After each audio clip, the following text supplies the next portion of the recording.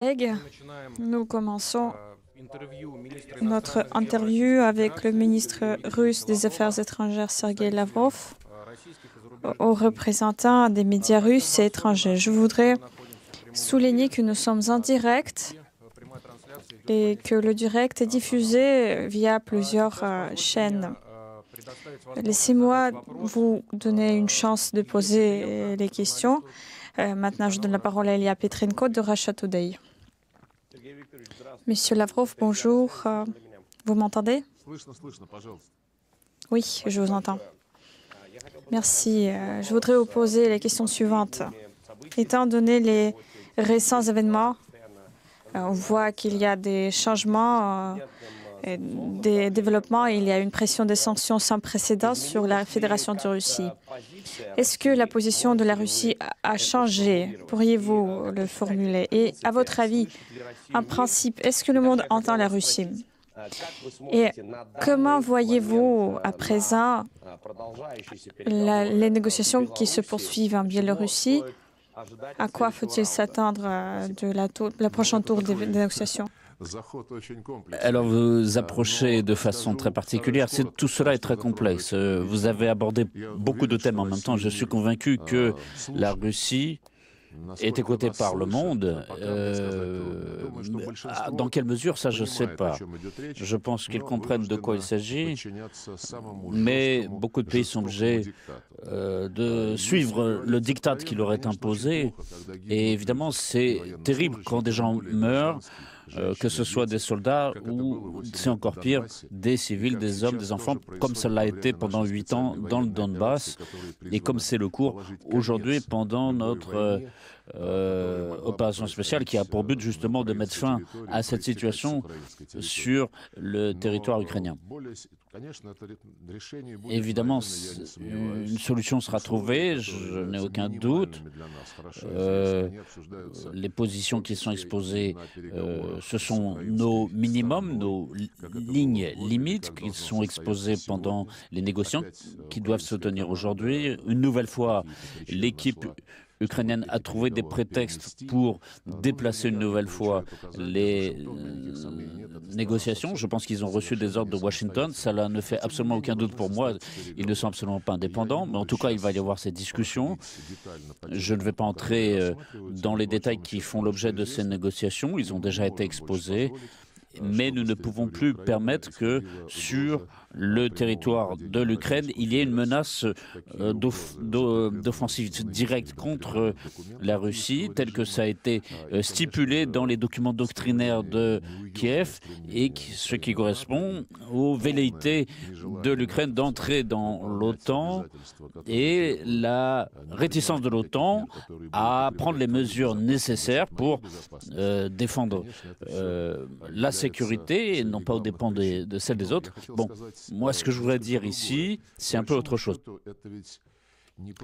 C'est surtout la situation en Ukraine, qui a donc la mission que nous menons, qui a pour objectif de démilitariser ce pays et d'éviter qu'il y ait des génocides et toute violence qui se manifeste dans ce pays, et que les Ukrainiens puissent déterminer leur sort eux-mêmes.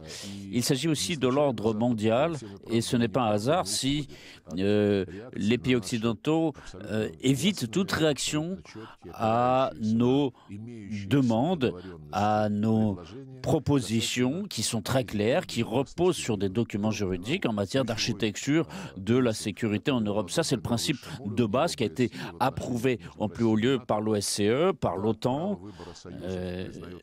Et oui, chaque pays a le droit de choisir ses alliances militaires, mais aucun pays n'a le droit de le faire aux dépens d'un autre pays.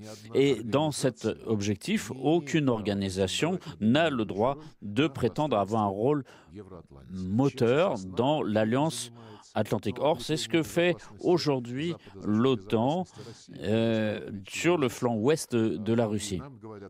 Et on nous dit, ne vous inquiétez pas, l'intégration de l'Ukraine ou de tout autre pays dans l'OTAN, ce ne sera pas une menace pour la sécurité de l'ONU. Mais sur quel principe les pays occidentaux doivent déterminer comment se construit notre sécurité. Pourquoi, comme les Américains ont décidé quelles seraient les alimentations énergétiques en Europe, c'est eux qui ont dit que Nord Stream 2 était inutile pour l'Europe, etc.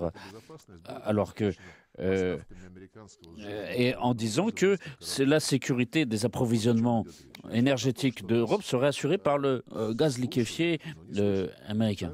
Donc on nous entend, on ne nous écoute pas, mais la Russie continue à faire valoir sa position. J'ai envie de comparer quand je vois ça. Regardez, Napoléon et Hitler avaient décidé de s'imposer en Europe. Aujourd'hui, c'est les États-Unis qui l'ont fait. Et l'histoire de Nord Stream 2 montre très bien comment l'Union européenne obéit aux États-Unis sur la scène internationale. Et maintenant, je ne sais pas, quand il y a des discussions dans les capitales occidentaux, vous voyez, enfin, c'est tout à fait un tableau très clair sur la scène internationale. C'est comme à Hollywood. On voit le mal absolu et il y a le bien absolu. Évidemment, le bien absolu est incarné par les personnages qui est le scénariste de ce film de guerre. Tout cela est très regrettable. Je pense que cette hystérie va passer. Nos partenaires occidentaux vont s'apaiser. Nous sommes toujours prêts au dialogue, à la discussion, uniquement sur l'égalité de droit et le respect des intérêts mutuels. Merci. Chers collègues, je voudrais attirer votre attention sur le fait que notre direct est diffusé sur tous les portails Internet du ministère russe des Affaires étrangères. Maintenant, je donne la parole au journaliste américain de la chaîne NBC, Geir Simonson.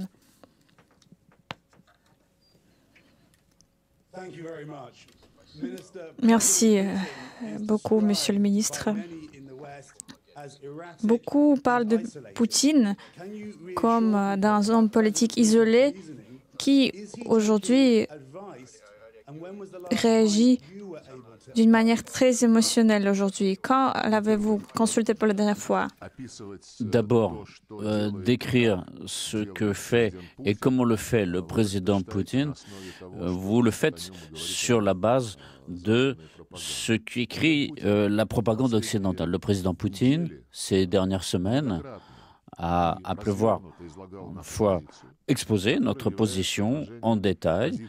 Elle reflète la position des autorités russes et elle est élaborée en conformité avec les pouvoirs juridiques dont il dispose, avec le ministère de la Défense et le Conseil de sécurité de la Fédération de Russie.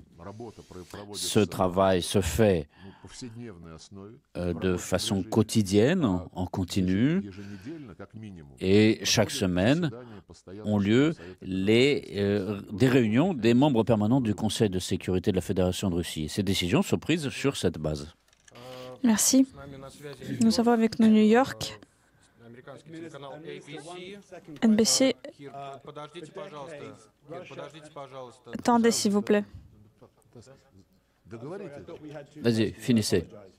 En fait, nous avons eu deux questions. Oui, allez-y, posez la deuxième question. Merci. Pendant des décennies, la Russie et les États-Unis ont réussi à maintenir la stabilité malgré les peurs liées au potentiel nucléaire. Pourriez-vous calmer le monde et dire que la Russie n'appliquera pas les armes nucléaires? On n'a pas de fou ici, on a une doctrine militaire qui décrit les paramètres et les conditions d'emploi de l'arme nucléaire. Il n'y a pas d'escalade. On nous cherche à procéder à une désescalade, mais enfin, aujourd'hui, on voit des conditions très dangereuses pour une guerre nucléaire. Regardez les déclarations qui ont été faites de certains personnages Et d'abord, M. Stoltenberg, excité par cette propagande et par sa volonté de plaire aux orientations les plus extrémistes en Occident, a dit que si elle voulait, l'OTAN pouvait déployer des armes nucléaires sur différents territoires. D'abord, l'OTAN ne peut pas décider. Elle n'en a pas. Ce sont les armes américaines. Mais en tout cas, l'allusion faite par M. Stoltenberg est très révélatrice. Après cela, M. Zelensky a aussi déclaré que si on n'est pas intégré dans l'OTAN, on pourra recourir à l'arme nucléaire, en tout cas à le recréer dans notre pays. Donc, et regardez ce qu'a déclaré aussi mon homologue Jean-Yves Le Drian. Il aime bien. Aujourd'hui, vous savez, les Français, ils ont le coq comme symbole national. Eh bien, voilà, ils aiment bien pousser des cocoricots. Et lors d'une discussion, il a dit que Poutine doit se souvenir que la France a aussi l'arme nucléaire. C'est pas moi qui le dis. C'est pas Poutine, c'est eux qui le disent. Et après, Madame Liz Truss, qui dirige la diplomatie britannique depuis peu de temps, elle a dit qu'elle était prête à un conflit entre l'OTAN et la Russie. Et votre président, le président Biden, en répondant à une question de savoir s'il y a une alternative aux fameuses sanctions, il a dit « Oui, l'alternative à ces sanctions, ce n'est que la Troisième Guerre mondiale. » Tout le monde sait très bien que la Troisième Guerre mondiale ne peut être que nucléaire. Mais j'attire votre attention sur le fait, ça c'est ce qu'il y a dans la tête des responsables politiques occidentaux, et non pas dans la tête des Russes. Donc je vous assure que nous ne permettrons pas ce genre de provocation visant à nous faire perdre notre équilibre. Mais si on déclare une guerre réelle contre nous, ceux qui proposent de tels plans doivent y réfléchir sérieusement. Merci. Maintenant, nous passons à New York, la chaîne ABC. George Stephanopoulos, allez-y. Merci, Monsieur le ministre. Nous voyons qu'aujourd'hui, la Russie bombarde l'Ukraine. Nous voyons qu'il y a des gens qui meurent. Le monde est unifié dans la condamnation de ces attaques. Pourriez-vous défendre la position? Vous savez, j'ai vu votre question, elle est courte, mais vous avez décidé de citer les propos qu'il y a sur votre papier. Je ne peux pas commenter l'idée qui est formulée ici. Et si vous avez prêté attention à ce qui a été dit, l'Europe, les États-Unis, mais surtout l'Europe cherche à fermer toutes sortes de médias, toutes sources d'informations provenant de Russie sur ce qui se produit en Russie et comment les choses évoluent, comment avance l'opération militaire et notamment comment les bataillons nazis se comportent vis-à-vis des civils en Ukraine. Ils se laissent aller à des pillages et les rebelles du Donbass ont commencé à chasser ces néo-nazis et eux, ils confisquent les biens de la population, les voitures, et il y a des maraudeurs, des pilleurs. Et nous avons beaucoup d'informations sur les provocations qui sont provoquées ici et là, et par exemple à Mariupol et dans d'autres territoires ukrainiens où les civils sont utilisés comme des boucliers humains. Et il y a eu l'expérience des pays arabes, des pays africains, et on a avec notamment des citoyens de ces pays en Ukraine qui n'ont pas pu parler. Donc il y a eu justement un président africain qui a eu un dialogue avec le président Zelensky qui demandait à ce que ces citoyens puissent être... Et on ne les laisse pas partir. C'est le cas, par exemple, à Kharkov, où les Russes ne sont pas là, mais des étudiants étrangers sont bloqués. Donc, je n'ai peut-être pas assez de temps, mais je vous invite à consulter le site de notre ministère où est décrit de façon détaillée ce que fait ce régime néo-nazi. Je sais que vous aimez le terme d'assassin, mais justement, vous en avez de vrais en Ukraine. Nous avons Beijing avec nous. Croyez-vous que le président Zelensky, le premier président juif, est en Asie? Je pense qu'il est manipulé par les nazis. Sinon, je ne vois pas tellement expliquer comment le président Zelensky peut présider une société où le nazisme, le néonazisme fleurit ouvertement. Ils organisent des défilés au flambeau et le président Zelensky leur accorde leur protection par la garde présidentielle. Il leur organise des formations, des sessions de formation, des méthodes de combat urbain, des méthodes de sabotage. Tout cela se fait sous l'autorité du président Zelensky. Et quand il dit que son grand-père a combattu, eh bien, regardez les lois qu'il signe actuellement. C'est un homme de paix, tel que devrait l'être tout juif, et regardez ce qu'il fait. Et en tant que président de l'Ukraine, il ne même pas les Russes comme peuple autochtone d'Ukraine. Comment peut-il signer de tels documents, de telles lois qui interdisent l'enseignement du russe, pas seulement à l'école, pas seulement dans le domaine de l'enseignement, mais même dans la vie quotidienne? L'interdiction de parler en russe, par exemple, dans une pharmacie, si on vient demander des médicaments. Et en Russie, en Crimée, qui excite tant de personnes, il y a 3 langues officielles, ce qui n'a jamais été le cas à l'époque ukrainienne. Il y a le russe, l'ukrainien et le tatar de Crimée. Et toute personne qui vit en Ukraine, toute personne a le droit de s'exprimer dans une de ces 3 langues si elle s'adresse à une administration locale en Crimée. Et la réponse lui est donnée dans la même langue. Et je sais que vous aimez bien user d'images très parlantes comme ça, et vous n'avez pas assez de temps pour vous intéresser aux faits. Mais allez au moins une fois, passez une demi-heure sur le site de notre ministère, sur celui du ministère de la Défense de la Fédération de Russie. Peut-être que je comprends bien qu'on ne vous autorisera pas de le faire et d'élever votre voix. Mais il y a une journaliste française, justement, hier, regardez, hier, le président Macron a dit que c'est un mensonge que le néonazisme fleurit en Ukraine. Mais il y a une journaliste française, justement, qui lui a très bien répondu.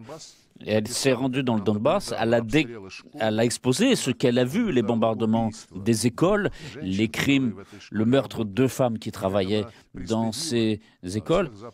Et elle a mis la honte à tous les médias occidentaux qui ont regardé cela. Et évidemment, son film n'a pas été diffusé, mais seulement dans les réseaux sociaux. Donc il faut prendre connaissance des faits et non pas chercher, faire semblant que c'est un film de guerre d'Hollywood qui se déroule avec, comme je l'ai dit déjà, le mal absolu et le bien absolu.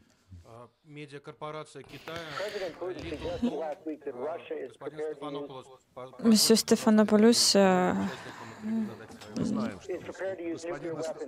oui, monsieur, oui, on le sait. S'il vous plaît, respectez vos collègues, s'il vous plaît. Les représentants de la Chine, du Beijing, allez-y. Oui, merci. La question de la coopération médiatique de la Chine. Nous avons récemment interviewé certains responsables européens selon qui l'OTAN n'avait pas l'intention d'élargir son territoire à l'Est et que la Russie ne devrait avoir aucun problème là-dessus. Maintenant, des déclarations de ce genre ne sont plus faites. Maintenant, on ne voit plus ce genre de déclarations. On n'entend plus rien de ce genre. Pourquoi un tel changement, à votre avis? Et des médias russes comme Sputnik ou RT ont été bloqués dans l'Union européenne. Dans différents réseaux sociaux, on nous voit des informations. Pourquoi? Bien évidemment, ce fait est connu de tous, tout le monde le sait. Les assurances qui ont été données d'abord aux autorités soviétiques, puis à la Russie sur le fait que l'OTAN ne s'étendrait pas vers l'Est et qu'il n'y aurait pas de déploiement des infrastructures militaires sur le flanc est de l'Europe. Et ces derniers temps, vous savez ce qui s'est fait. Le président Poutine en a souvent parlé. Et il y a eu 5 vagues d'élargissement de l'Alliance Atlantique vers la Russie. Et la rhétorique de l'Alliance et sa planification militaire était de plus en plus dirigée contre la Fédération chinoise. Nous l'avons souvent dit, nous avons attiré l'attention de tout le monde là-dessus. Mais nous n'avons pas trouvé de réponse qui ait pu confirmer la possibilité de parler à égalité dans le respect des préoccupations mutuelles. Ce n'est pas par hasard que je cite la décision prise en 1999 par l'OSCE et aussi à Astana en 2010 et aussi à Pratica de Mare en 2009 en disant il avait dit que personne ne renforcerait sa sécurité aux dépens de celle des autres. Et aucune organisation dans l'espace de l'OSCE n'a le droit de prétendre dominer ce même espace. Et l'OTAN, comme l'OSCE, refuse de respecter ses engagements. Vous posez cette question, pourquoi cela se produit? Pourquoi fallait-il maintenir cette position que nous avons? Je n'ai pas d'autre réponse à vous donner que le fait que l'OTAN veut continuer à préserver sa domination dans tous les domaines et montrer à tous que c'est elle qui dicte l'ordre en Europe. D'ailleurs, Stoltenberg a déclaré que l'OTAN avait une responsabilité générale, mondiale, pour la sécurité. Donc, quand on nous dit que c'est une alliance défensive, c'est une discussion pour faire plaisir, c'est tout.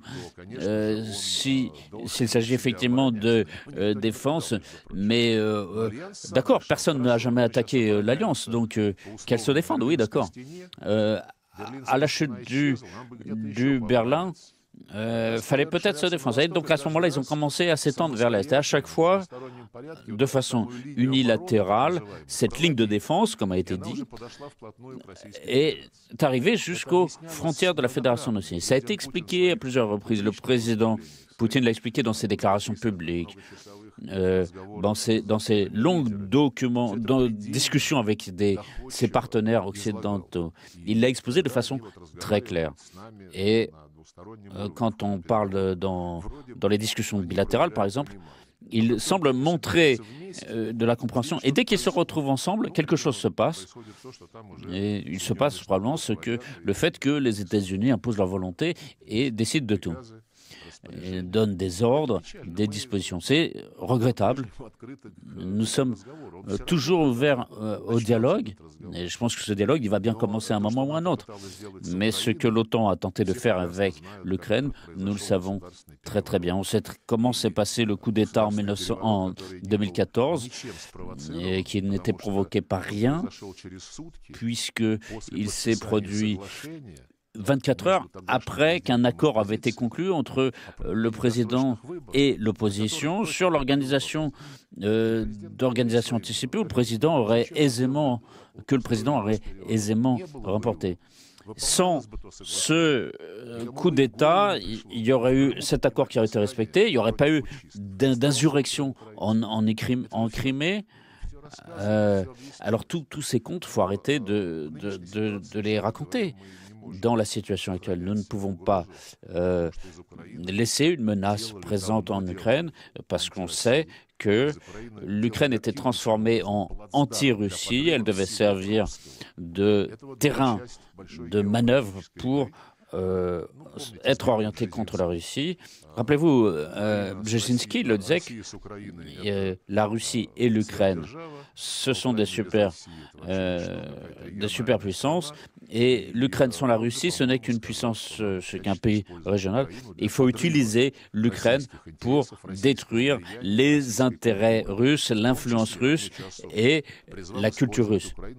Et il avait dit qu'il fallait utiliser l'Ukraine pour détruire l'orthodoxie, ce qui se fait actuellement. Et le président Poroshenko avait commencé cette ligne politique. Le président Zelensky la poursuit. Encore une fois, nous avons une bonne volonté, mais nos efforts sont constamment brimés. Les menaces contre la sécurité de la Russie continuent à être augmentées. Nous ne pouvons pas laisser faire cela. Ma deuxième question, elle est très courte. Comment évaluez-vous la situation actuelle après les négociations avec l'Ukraine et quels sont les plus grands problèmes? Je ne peux pas encore donner d'appréciation. C'est maintenant là que ces négociations doivent commencer. Je pense que les chefs de délégation feront une déclaration à l'issue de ces négociations. Merci. Nous avons avec nous Paris. Allez-y.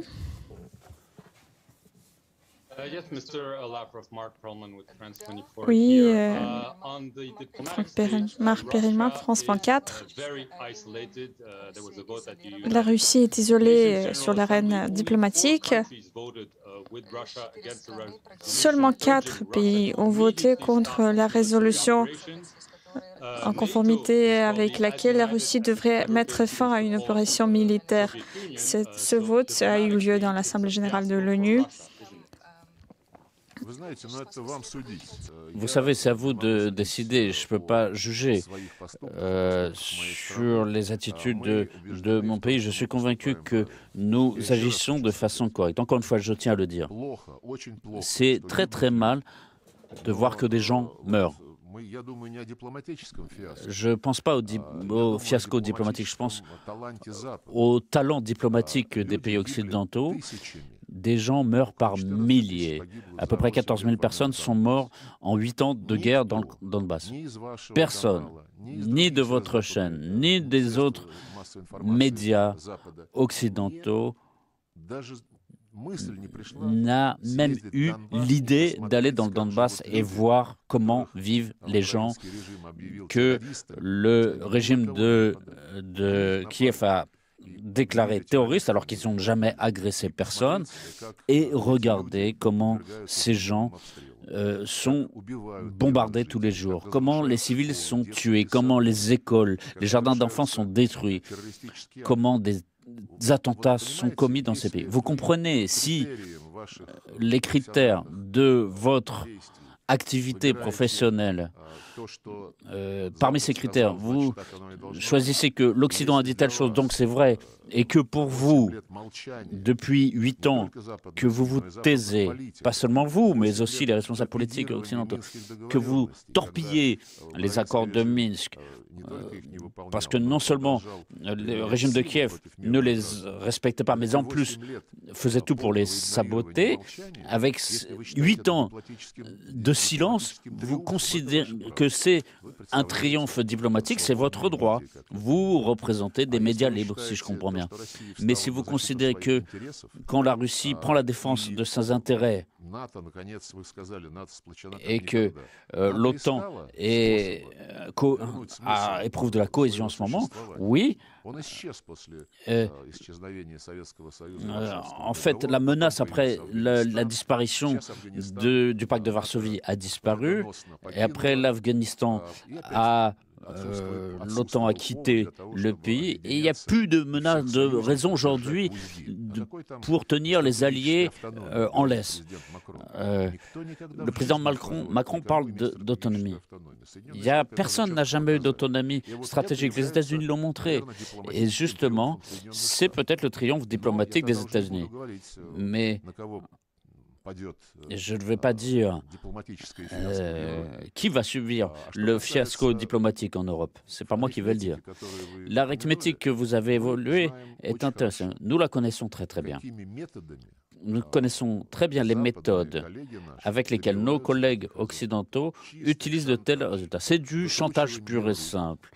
C'est les mains liées.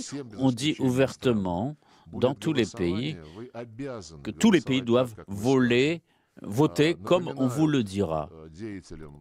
On rappelle aux dirigeants où sont des comptes où les enfants font leurs études, etc. Parce que beaucoup de mes amis expliquent justement qu'ils ont de telles pressions.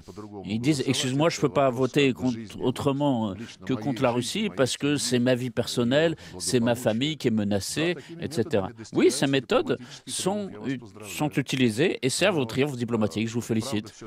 Mais encore une fois, cette voie, en tout cas, je vous invite encore une fois à visiter le site de notre ministère où il y a des documents très clairs qui montrent ce qu'ont fait les néo-nazis et le régime de Kiev dans le Donbass contre la population civile.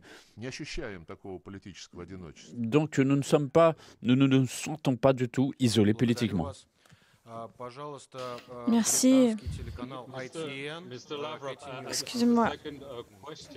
La deuxième question.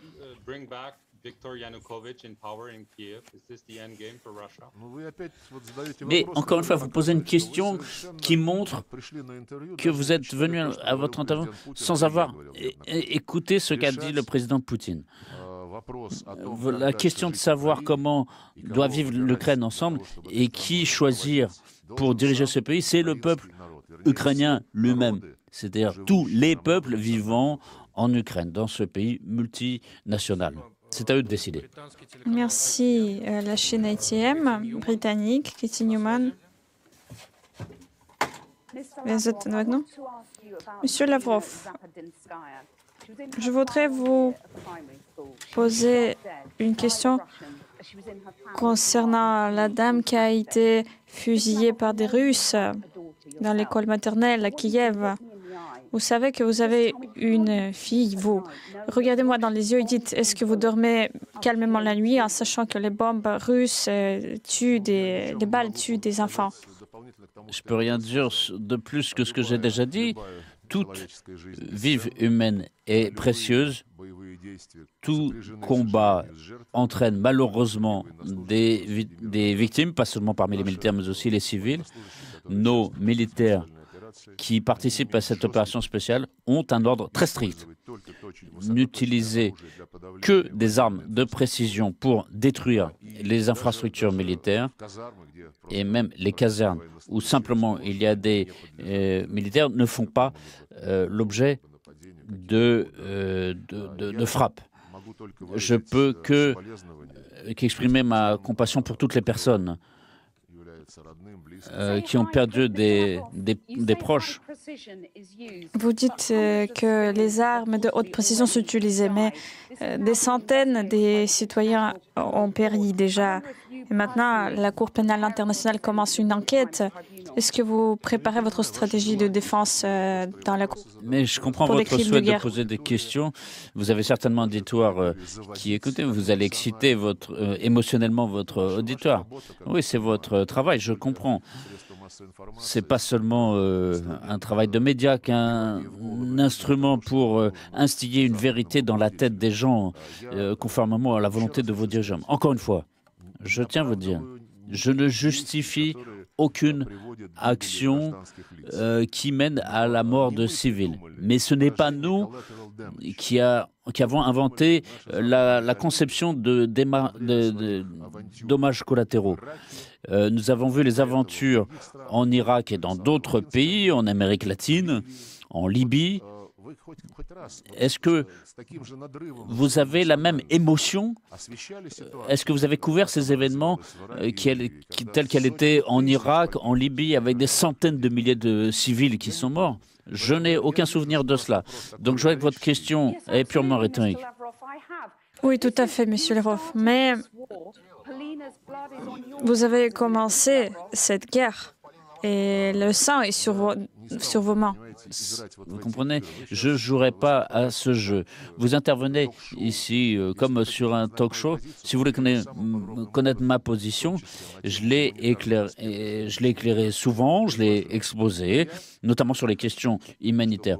Encore une fois, ce que je voudrais, c'est que je comprenais que vous allez présenter tout ça comme vous le voulez, mais je voudrais vraiment que vous vous souveniez, je suppose que vous avez, tout journaliste a une conscience quand il remplit une commande. Vous étiez où pendant tous ces 8 ans, pendant que ces petites filles, ces femmes, ces vieillards qui étaient détruits par des mines, par des bombes du régime de Kiev? Allez sur le site de notre ministère. Je n'ai pas envie de vous faire perdre votre temps et vous raconter des choses pendant des heures. Mais si vous calmez, vous verrez les conséquences humanitaires. Mais je pense que Dieu vous oblige peut-être à regarder ces pages que vous n'avez pas encore regardées dans le cadre de votre activité. Merci. Vous ciblez des civils. L'agence Associated Press.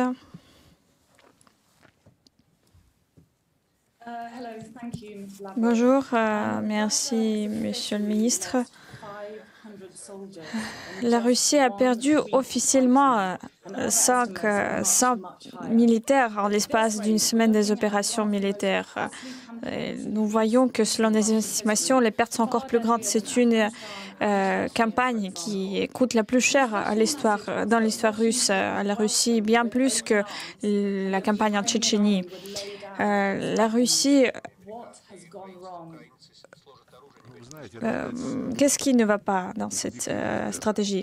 Vous savez, c'est encore un point de vue subjectif. Il y a des pertes, il y a toujours des pertes dans ces situations, je l'ai déjà souligné. En ce qui concerne le fait que ça n'irait pas selon les plans, je ne pense pas que vous ayez connaissance des plans. Ils revêtent un caractère restreint. Nos groupements militaires sur place agissent sur ordre du président dans le cadre de cette opération spéciale. Donc c'est une question très abstraite.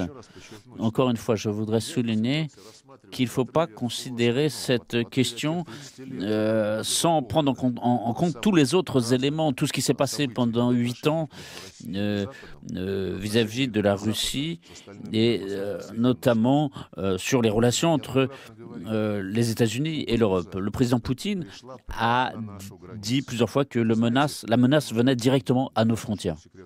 Je ne veux pas vous révéler un grand secret en disant que nous avons des informations selon lesquelles le Pentagone est très inquiet de certains sites biologiques et chimiques en Ukraine. Parce que le Pentagone a construit 2 laboratoires chimiques pour préparer des armes biologiques à Kiev et à Odessa. Et aujourd'hui, ils sont préoccupés de voir qu'ils avaient perdu le contact de ces sites. Vous savez ce que c'est, ce sont les Américains, d'ailleurs, refusent radicalement de mettre en place un système de vérification des armes chimiques. Et ils ont mis tout un périmètre autour de la Fédération de Russie. Ils ont construit leur base avec les Anglais notamment. Et il y a beaucoup de choses qui se sont produites où on a vu que le renseignement militaire a vu qu'il y avait des formations pour les militaires ukrainiens avec les militaires polonais. Et on a vu ce qui s'est passé en Irak. Et les Américains disaient que c'était une menace directe pour la sécurité des États-Unis. Et vous pouvez poser la question, pourquoi à 10 000 kilomètres il fallait mettre de l'ordre? c'est venu à l'idée de personne, parce que c'est une grande puissance hautaine. Et quand la Russie dit que, voilà, il y a une menace pour nous, directement, on nous dit, mais il n'y a aucune menace, vous êtes en sécurité. Nous allons nous-mêmes décider les questions qui sont nécessaires pour votre sécurité, alors qu'ils sont juste à proximité de nos frontières. Nous n'allons pas voir ce qui se passe à 10 000 km pour mettre de l'ordre là-bas selon nos règles. Donc, comprenez bien ici, encore une fois, c'est une décision forcée parce que nous n'avons pas été écoutés. On nous a menti pendant 30 ans, oui, ça fait 30 ans. Et donc, il faudra peut-être se mettre d'accord quand même à un moment, mais nous devons nous mettre d'accord sur la base du fait que les engagements concernent tout le monde. Pas renforcer sa sécurité aux dépens de celle des autres et sans volonté de domination, uniquement sur une égalité de droit. Si aujourd'hui nos partenaires occidentaux ne sont pas prêts, ils sont dans le camp du bien, avec des abus grossiers de toutes les méthodes diplomatiques. Ils obligent les petits pays à agir selon les ordres qui leur sont donnés. Mais c'est une évolution dans l'histoire de l'ordre mondial et dans l'histoire de la Russie. Ici, je ne donnerai pas d'appréciation détaillée à l'avance. Et il y a une démilitarisation que nous faisons pour éviter qu'il n'y ait plus de menaces militaires sur ce pays et aussi une dénazification de l'Ukraine. Les décisions du procès de Nuremberg n'ont pas été annulées et nous voulons une Ukraine sans entrer dans l'OTAN. Nous sommes prêts à discuter ouvertement de toutes les garanties de sécurité pour l'Ukraine, pour les autres pays et bien sûr pour la Fédération de Russie. Merci.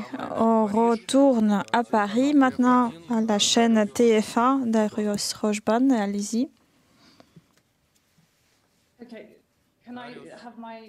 Et est-ce que je peux poser ma deuxième question pour donner le commentaire de ce que vous venez de dire? Vous avez parlé des revendications de la Russie. Vous avez dit que la Russie voulait la reddition de l'Ukraine. Êtes-vous prêt à avoir affaire avec le président Zelensky? Qu'est-ce qu'il doit faire pour que les hostilités s'arrêtent? Voulez-vous avoir occupé l'ensemble du territoire de l'Ukraine?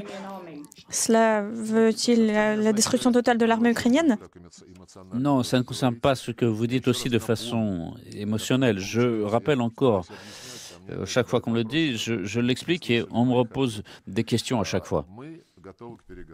Nous sommes prêts à discuter. Quand le président Zelensky a demandé des négociations, le président Poutine a tout de suite dit oui. Il a envoyé une délégation. Ensuite, le président Zelensky a changé d'avis. Les Américains ont dû lui dire de ne pas se presser. Ensuite, ils ont dit d'accord, nous venons. Ensuite, ils sont venus non pas le jour convenu, mais 24 heures plus tard. Notre délégation les attendait. Finalement, il y a eu donc une discussion. Notre position, elle est entre les mains des Ukrainiens. Donc, ils sont prêts à nous apporter notre position. Nous sommes prêts à discuter, mais attendez, nous continuons notre opération en attendant parce que nous ne pouvons pas nous permettre de laisser en Ukraine une infrastructure qui menace la sécurité de la Fédération de Russie. Et la démilitarisation, dans ce sens, c'est-à-dire la destruction des infrastructures militaires qui nous menacent, cette opération va se poursuivre jusqu'au bout, même si nous signons un accord de paix. Il devra forcément y avoir un accord de démilitarisation.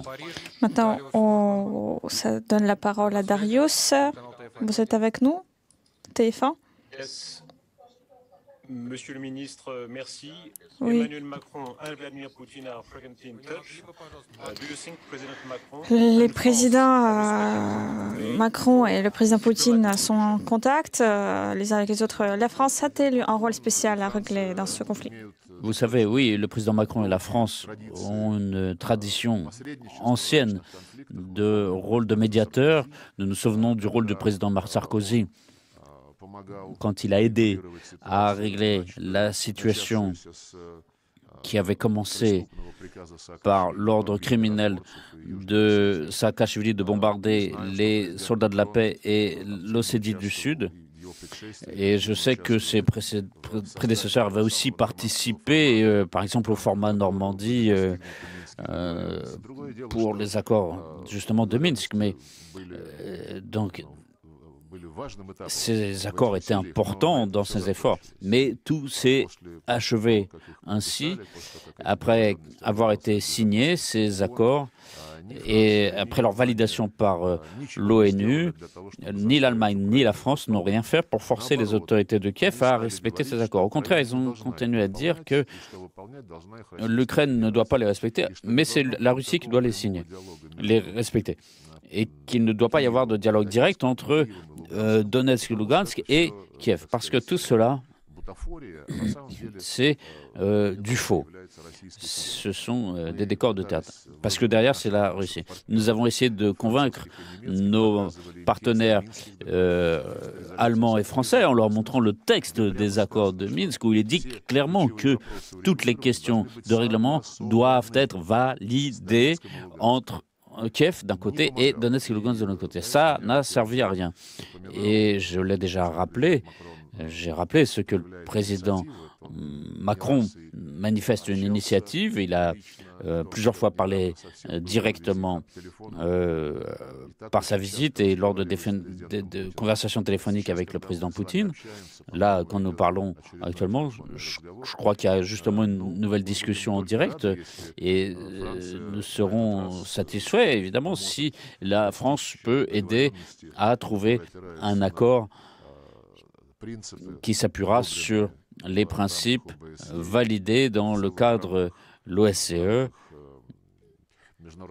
et des relations internationales. Mais quand le président Macron a parlé, je l'ai dit aujourd'hui, c'est-à-dire validé, quand il a dit que c'est un mensonge que les néo-nazis fleurissent en Ukraine, alors s'il ne veut pas voir à quel point ce qui se produit en Ukraine et à l'égard des Juifs, à l'égard des Russes, ces déclarations agressives, belliqueuses, ces défilés au flambeau. Il y a beaucoup de crimes physiques, notamment dans le Donbass. Et quand le chancelier Scholz, aussi partenaire avec la France dans le format Normandie, maintenant ancien partenaire, il disait que c'est amusant d'affirmer qu'il y aurait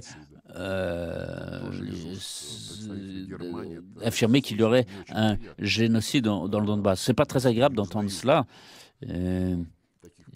S'il ne cherche pas, encore une fois, d'ailleurs récemment, il a dit, Scholz, il a dit que la situation est grave en Europe. Nous n'avons jamais vu ça depuis 75 ans.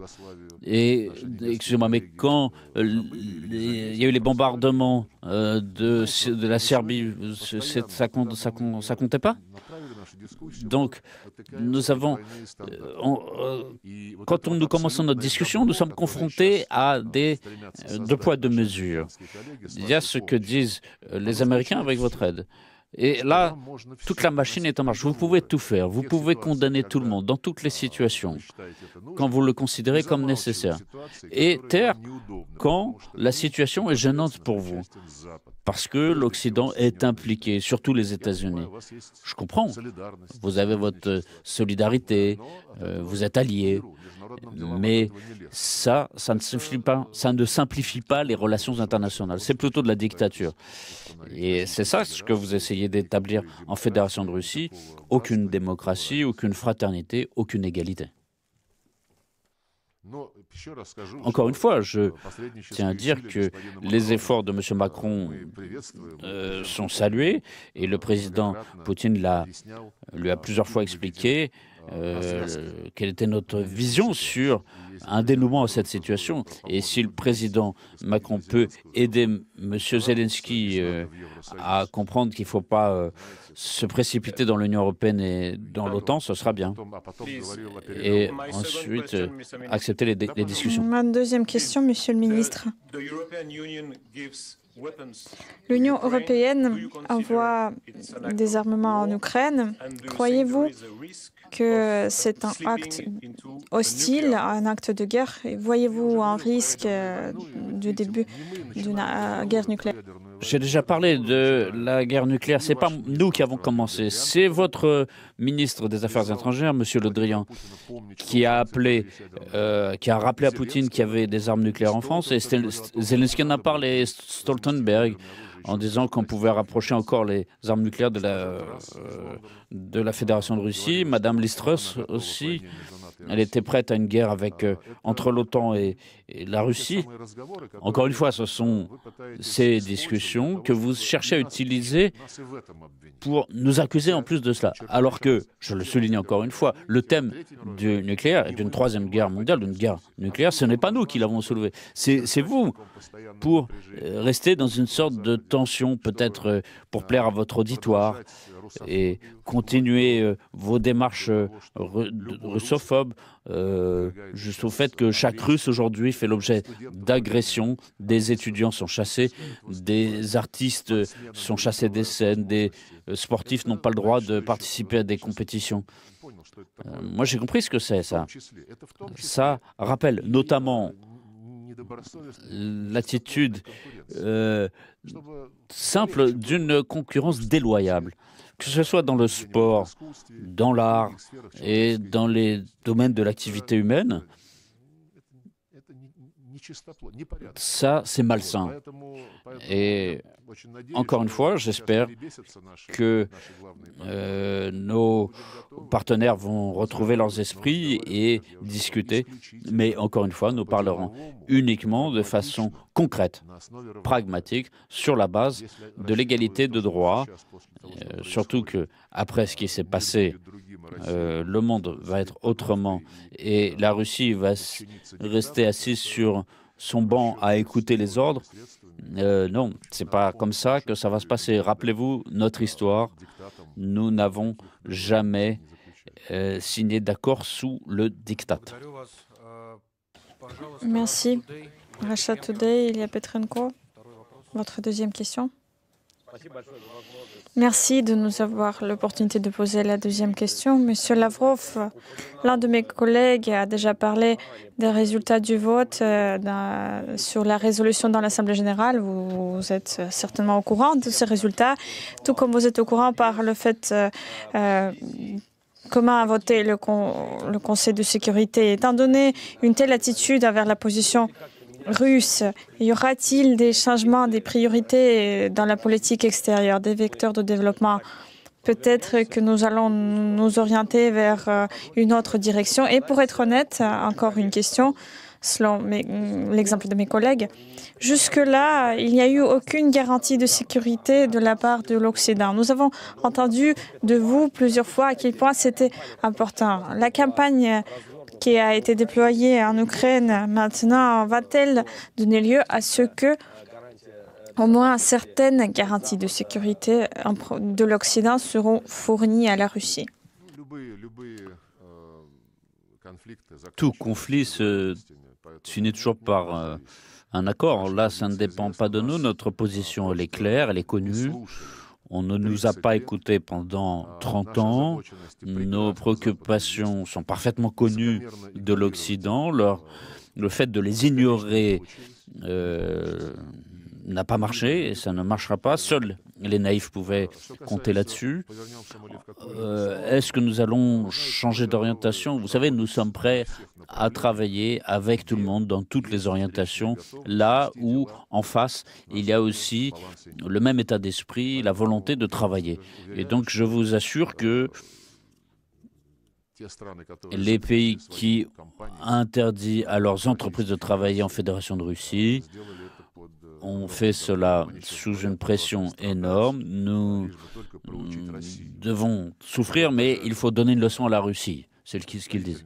D'ailleurs, la représentante, j'ai oublié, la représentante française au Conseil de sécurité de l'ONU, j'ai oublié son nom, elle a dit les États-Unis ne veulent pas permettre une trop vite augmentation des tarifs de pétrole parce que cela, ce serait avantageux pour la Russie. Vous comprenez? C'est pas parce que l'essence va coûter cher dans les stations-service et que l'électeur américain va payer plus et donc aura une attitude négative vis-à-vis des autres. Parce que ce sera avantageux pour la Russie.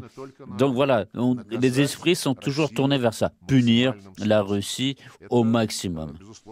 Et évidemment, c'est un effet économique, social, mais je vous assure que nous résoudrons tous ces problèmes créés par l'Occident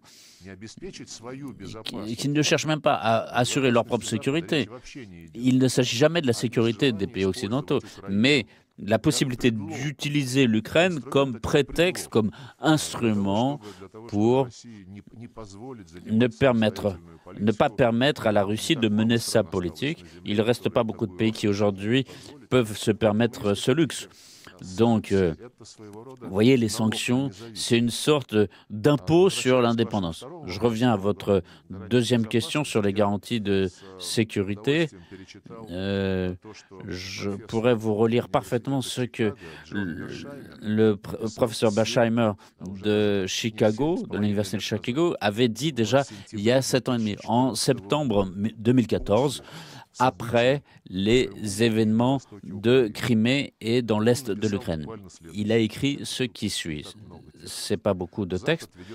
L'Occident donne de fausses illusions à l'Ukraine. Et celle-ci est promise au chaos. Et je propose d'accorder un statut neutre à l'Ukraine, améliorer sa situation économique, c'est la meilleure solution pour cela. Mais au lieu de cela, nous jetons l'Ukraine dans les pieds de la Russie, nous jouons avec elle en lui faisant croire qu'un jour elle sera une partie de l'Occident et que nous éloignerons Poutine. Mais les Ukrainiens jouent à ce jeu. Et ils ne veulent pas trouver de compromis avec les Russes et au contraire veulent occuper une position de fermeté. S'ils le font pour eux, tout se terminera mal. Et maintenant, nous ne faisons que provoquer une issue de cette façon, alors qu'il se serait préférable d'établir une Ukraine neutre. C'est dans les intérêts des États-Unis et c'est dans les intérêts de la Russie. Et surtout, c'est dans les intérêts des Ukrainiens. C'était il y a 7 ans et demi. L'article avait été publié par la revue Foreign Affairs, et qui est très respectée par la Maison-Blanche, le département d'État, mais cette fois-ci, ils n'ont pas entendu. Et je suis convaincu que les autorités américaines connaissent ce point de vue, mais ils ne le prennent pas en compte parce que leur objectif est différent. Ce n'est pas assurer la sécurité sur la base de l'équilibre des intérêts de l'Ukraine, des États-Unis et de la Russie, mais de diaboliser la Russie. Et c'était l'objectif fixé dès le début. On n'en a absolument aucun doute, à mon grand regret. Merci beaucoup, Monsieur Lavrov. Merci de nous accorder un certain temps. Merci à tous. Je comprends vos émotions, mais il faut que les journalistes s'intéressent aux faits. Et je vous invite encore une fois à regarder le site de notre ministère. Je vous remercie.